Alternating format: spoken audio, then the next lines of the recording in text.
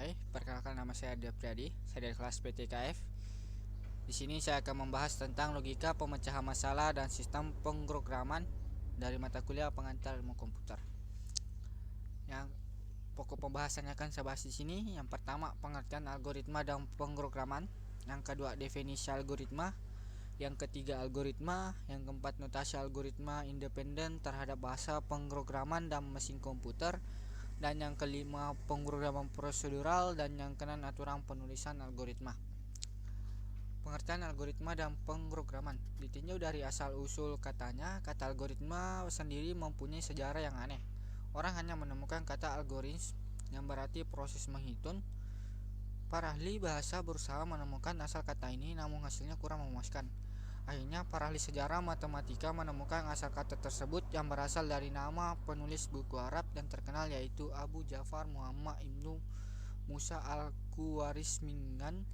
Al-Khwarizmi menulis buku yang berjudul Kitab Al-Jabar wal Muqabalah, yang artinya buku pemugaran dan pengurangan, The Book of Restoration and Reduction. Dari judul buku itu kita juga memperoleh kata akar kata aljabar, algebra. Maka lambat laun kata algoritma beransur-ansur dipakai sebagai metode perhitungan komputasi secara umum, sehingga kehilangan makna kata aslinya. Dalam bahasa Indonesia, kata algoritma diserap menjadi algoritma.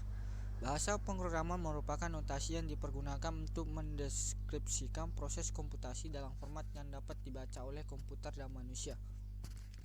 Definisi algoritma. Algoritma adalah urutan langkah-langkah logis penyelesaian masalah yang disusun secara sistematis dan logis. Kata logis merupakan kata kunci dalam algoritma.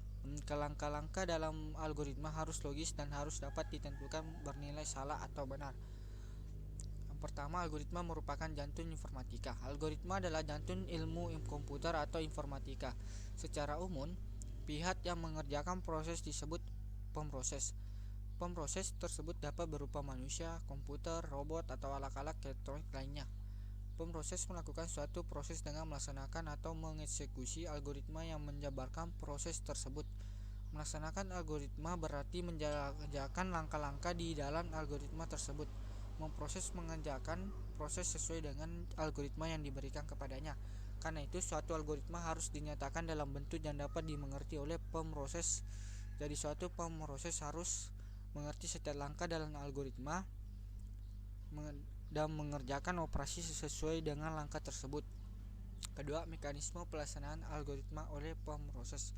Komputer hanyalah suatu pemroses. Agar dapat dilaksanakan oleh komputer, algoritma harus ditulis dalam notasi bahasa pemrograman sehingga dinamakan program. Jadi program adalah perwujudan atau implementasi teknis algoritma yang ditulis dalam bahasa pemrograman tertentu sehingga dapat dilaksanakan oleh komputer. Ketiga, belajar memprogram dan belajar bahasa pemrograman. Belajar memprogram adalah belajar tentang metodologi pemecahan masalah, kemudian menuangkannya dalam suatu notasi tertentu yang mudah dibaca dan dipahami.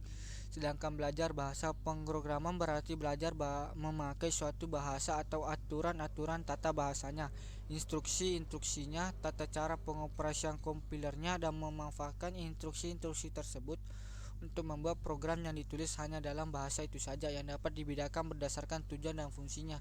Di antaranya adalah programming language paradigm dibagi dua, yaitu imperatif dan deklaratif. Imperatif terbagi lagi menjadi tiga, yaitu bagian pertama procedural C, Pascal, Fortran, dan Basic. Bagian ketiga oriented, ada Object, Pascal, C++, Java, Smalltalk, dan Eiffel.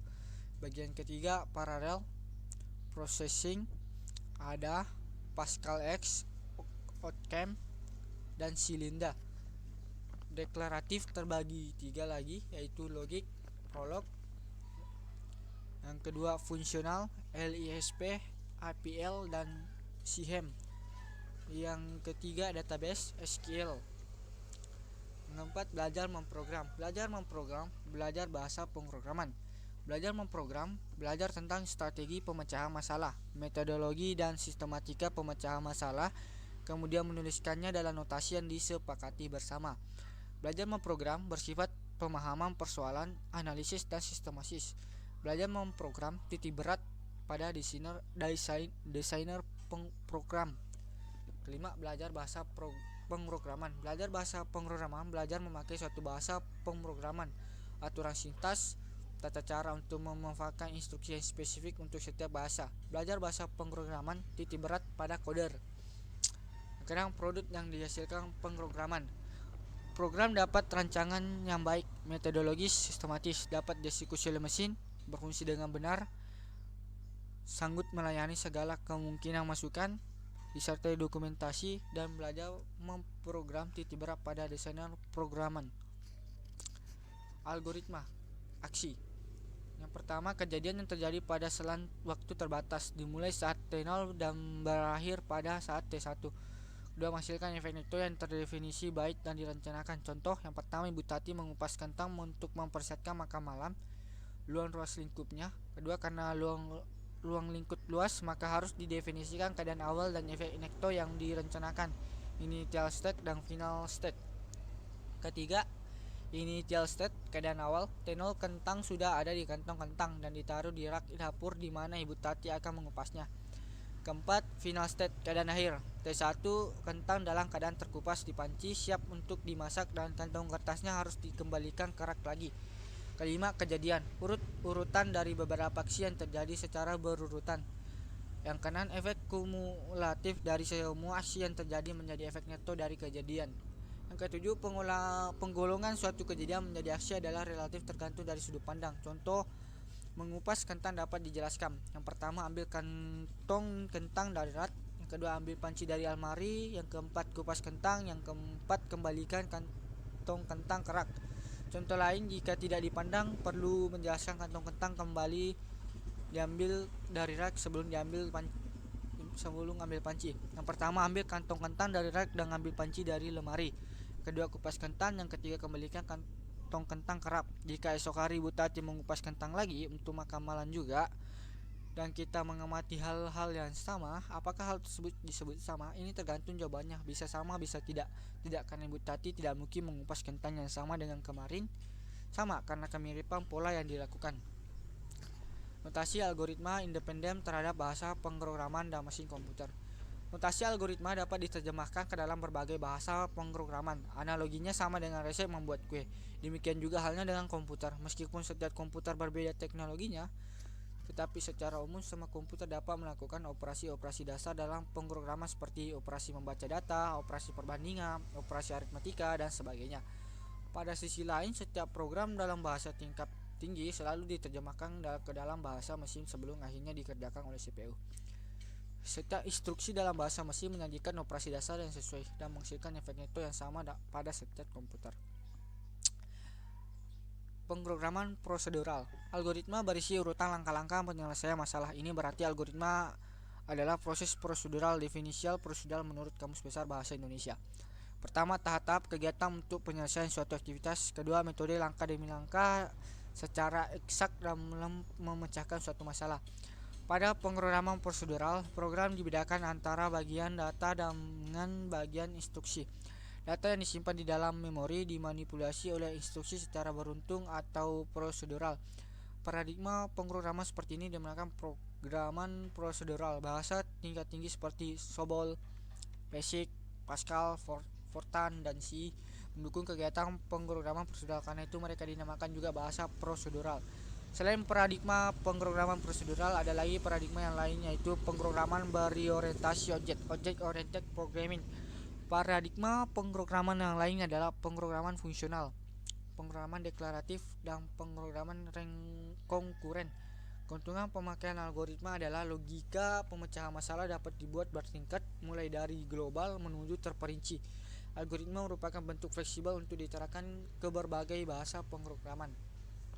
Jadi algoritma adalah yang pertama, penyusunan aspek proses logika dari suatu pemecahan masalah tanpa melihat karakteristik bahasa pemrograman yang akan digunakan. Yang kedua, urutan notasi logika yang merupakan hasil analisis dan rancangan sistematik dari strategi pemecahan masalah. Untuk menggambarkan urutan langkah kerja yang dikerjakan akan membawa ke tujuannya. Ketiga, urutan logika, langkah kerja untuk menyelesaikan suatu masalah. Contoh algoritma dalam kehidupan sehari-hari, misalnya menjahit pakaian, membuat kue, jadwal harian, panduan bagi komputer, dan lain-lain. Beberapa notasi yang digunakan dalam penulisan algoritma. Notasi pertama, untaian kalimat deskriptif. Notasi kedua, diagram alir atau flowchart. Yang ketiga, notasi pseudo atau code. Notasi pertama, algoritma luas segi 4. Menghitung luas segi 4 dengan memasukkan nilai lebar dan panjang segi 4. Deklarasi luas, panjang, lebar sama dengan bilangan bulat. Deskripsi. Yang pertama, masukkan nilai lebar dan panjang. Yang kedua, hitung luas sama dengan panjang kali lebar. Yang ketiga, tampilkan luas. Simbol-simbol pemrograman flowchart. Yang pertama, terminal, digunakan untuk menunjukkan awal dan akhir dari program.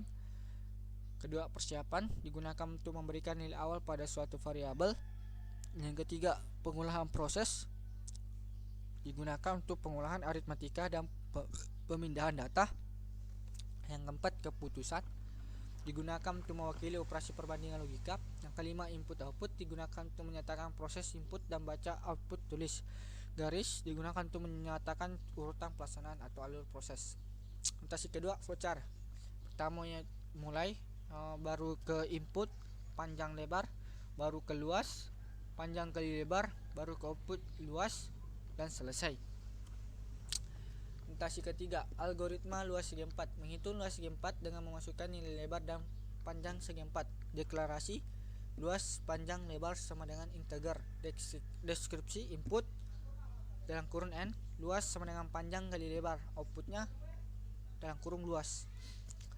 Aturan penulisan algoritma. Algoritma berisi langkah-langkah penyelesaian masalah. Langkah-langkah tersebut dapat ditulis dalam notasi apapun, asalkan mudah dibaca dan dimengerti. Karena memang tidak ada notasi baku dalam penulisan algoritma, agar notasi algoritma mudah ditranslasi ke dalam notasi bahasa pemrograman, maka sebaiknya notasi algoritma tersebut berkoresponden dengan notasi bahasa pemrograman secara umum.